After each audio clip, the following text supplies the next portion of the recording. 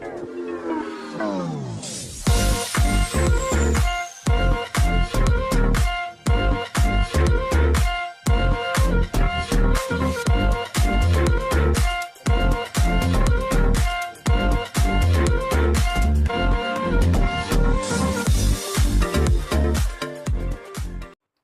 semua, salam sejahtera Malaysia. Selamat datang ke channel Fails Lifestyle. Saudara-saudara, tuan-tuan dan puan-puan yang saya amat hormati sekalian. Seperti yang kita tahu, apa yang berlaku di antara Tun Dr. Mahathir Mohamad dan juga Datuk Seri Anwar Ibrahim berkaitan dengan saman RM 150 juta yang akhirnya bukan lagi cerita kedai kopi, tetapi akhirnya isu ini telah dibawa di mahkamah dan ini akan dibawa ke peringkat yang lebih serius.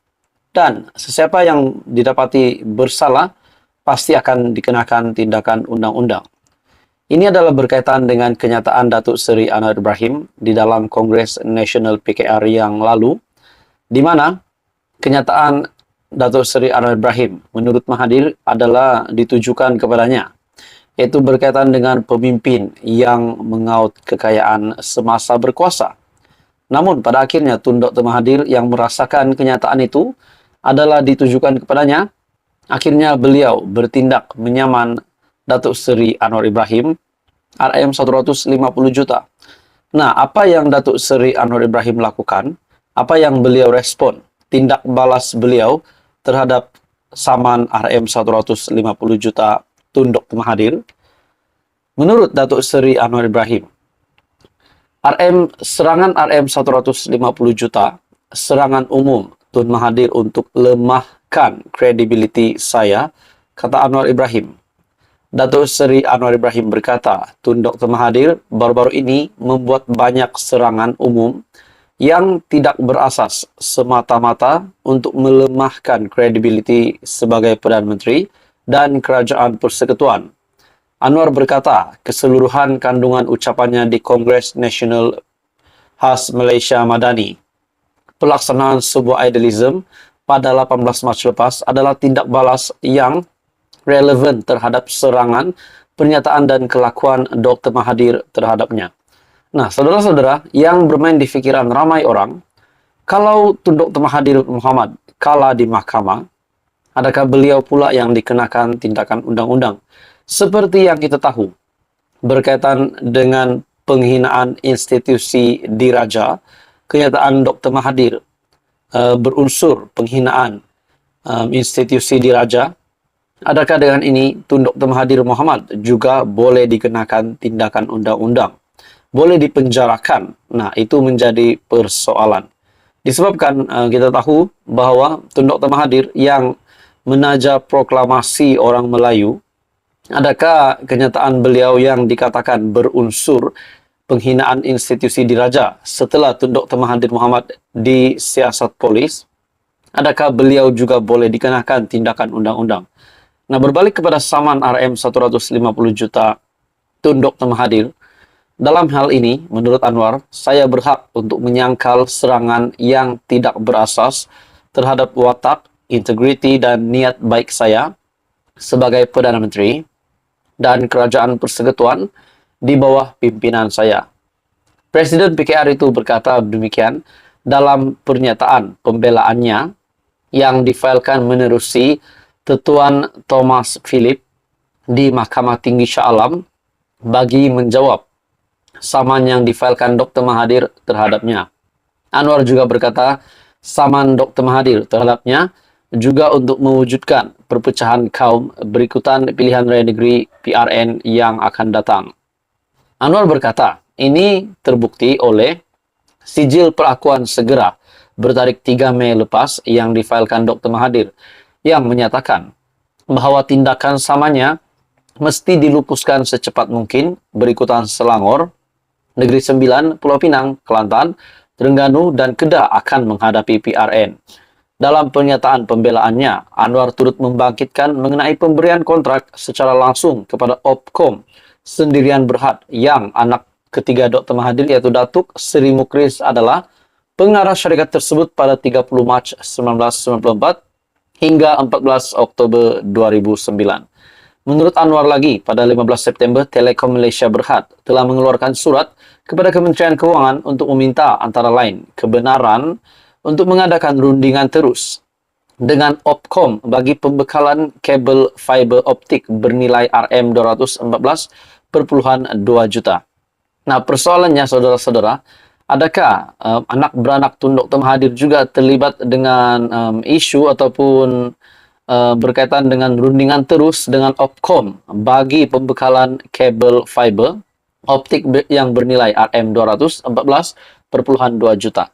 Nah, itu adalah kenyataan Datuk Seri Anwar Ibrahim. Dan adakah itu cukup kuat untuk mengalahkan Tun Dr. Mahathir? Dan kalau benar Tun Dr. Mahathir Mohamad kalah di dalam kes mahkamah ini di antara Tun Dr. Mahathir dan Datuk Seri Anwar Ibrahim, adakah Tun Dr. Mahathir Mohamad boleh dikenakan tindakan undang-undang ataupun mungkin boleh dipenjara? Nah, itu menjadi persoalan ramai, termasuk saya sendiri. Jadi saudara-saudara, apa komen Anda? Menurut Anda siapakah yang bakal kalah di dalam mahkamah dan siapa juga yang bakal menang? Dan kita tahu Datuk Seri Anwar Ibrahim sebagai Perdana Menteri hari ini dan Tun Dr. Mahathir yang kerap kali menyerang beliau sebagai Perdana Menteri.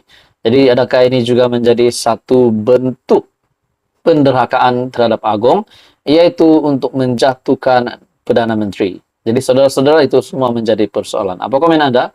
Teruskan bersama di dalam channel ini untuk info yang seterusnya. Jangan lupa tekan butang like, share, dan subscribe. Salam sejahtera Malaysia, selamat datang ke channel Fels Lifestyle. Saudara-saudara, tuan-tuan dan puan-puan, heboh, kecoh, huru-hara baru-baru ini berkaitan dengan satu serbuan yang dilakukan di kediaman salah satu kepimpinan tertinggi Perikatan Nasional ataupun Bersatu dan juga adalah Ketua Pembangkang hari ini, yaitu Hamzah Zainuddin. Akhirnya, satu artikel ataupun berita mengesahkan rumah ataupun kediaman Hamzah Zainuddin diserbu. Dan kita juga tahu sebelum ini, Hamzah Zainuddin pernah dipanggil oleh Suruhanjaya Pencegahan Rasuah Malaysia. Nah, apa yang bermain di fikiran ramai orang, netizen rakyat Malaysia? Pertama, kenapa beliau diserbu oleh LHDN? Dan kedua, adakah Hamzah Zainuddin memang benar-benar terlibat dengan salah laku yang besar? Nah, itu menjadi persoalan ramai orang.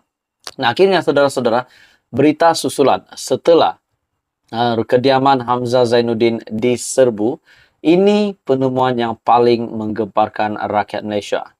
Dalam satu artikel mengesahkan, LHDN serbu rumah Hamzah, rampas fail dokumen pemilikan aset. Kediaman Ketua Pembangkang Datuk Seri Hamzah Zainuddin didakwa diserbu pegawai Lembaga Hasil Dalam Negeri ataupun LHDN. Sumber itu juga berkata, ahli Parlimen Larut itu difahamkan berada di rumahnya di Damansara, Kuala Lumpur ketika serbuan yang dilakukan sepasukan pegawai kira-kira jam 11 pagi. Katanya, serbuan berkenaan dilakukan susulan terdapat beberapa cukai yang tidak dilaporkan. Terdahulu, sebuah portal melaporkan penguat kuasa LHDN turut merampas beberapa fail termasuk dokumen pemilikan aset dan akaun. Sementara itu, sumber LHDN ketika dihubungi berkata pihaknya kini tidak boleh mendedahkan apa juga maklumat terhadap kes yang membabitkan cukai. Kami tidak boleh mendedahkan apa juga maklumat ketika ini, katanya.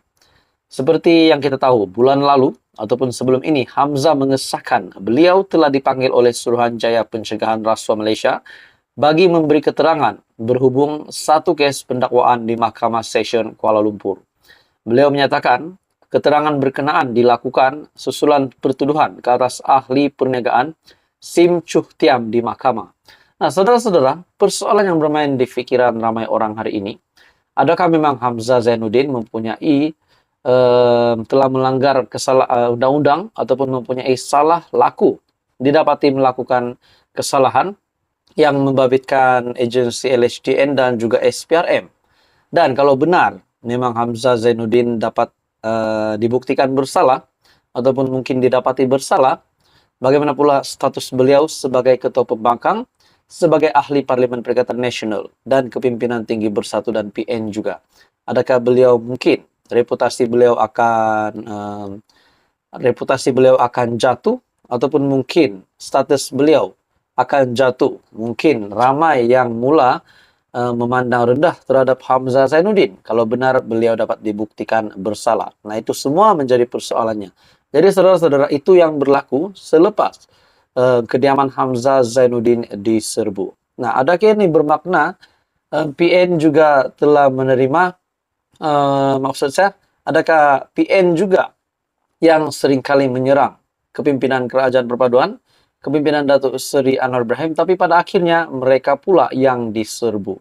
Adakah selepas ini ada lagi pemimpin lain yang bakal diserbu? Nah, itu menjadi persoalannya. Jadi saudara-saudara, apa komen Anda?